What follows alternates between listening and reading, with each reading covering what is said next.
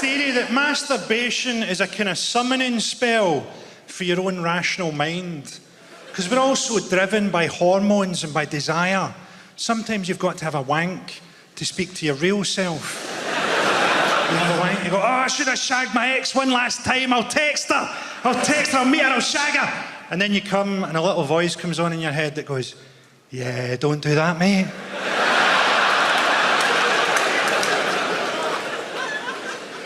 You've got to be careful with jokes, haven't you? Because not everybody's got a sense of humour. I can remember when I first realised not everybody's got a sense of humour. I was 13, I was at school and we were doing a class on stereotypes. The teacher was a really good guy. He's just talking about how stupid stereotypes are. And he was talking about a stereotype that day that's so old-fashioned and so Scottish that you definitely won't have heard it. Have you ever heard the stereotype that deaf people are really strong? That was a genuine thing when I was growing up. Deaf people, particularly deaf and dumb people, were believed to be really strong. And the teacher said, think how stupid that is. Have you ever seen a deaf contender for the heavyweight championship of the world? And me, aged 13, I put my hand up and I went, there was one, sir, but he was disqualified for punching after the bell. And nobody laughed. And I knew right then that life was going to feel pretty long. You've got to have a bit of leeway with jokes, haven't you? I can't write jokes for the average person, can I? The average person is Chinese.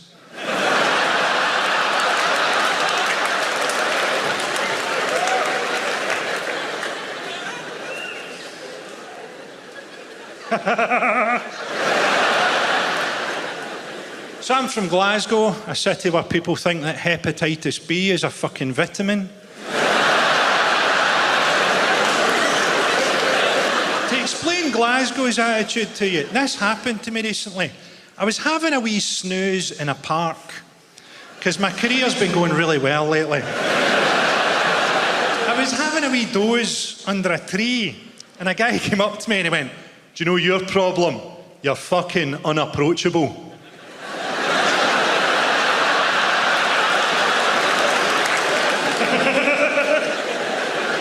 Glasgow's like an entirely negative city. I went to a coffee shop one time. Two middle-aged women sat across from me and they started to moan as they sat down about how long they thought the coffee was going to take. So nothing had happened and they were both angry. And the coffee turned up and the first one takes a sip and goes, that's not very good, is it? And the second one takes a sip of hers and goes, I don't even like coffee. I think English people don't really understand Scottish attitudes. You think that we all just want to see the English football team get beaten. But actually, a lot of us would much rather see the team plane crash into an oil refinery. I enjoyed reading about Sam Allardyce. I didn't realise English football had a corruption problem. I thought the only problems in English football were racism, sexism, homophobia, match-fixing, gambling, sexual assaults and the failure to perform at major tournaments.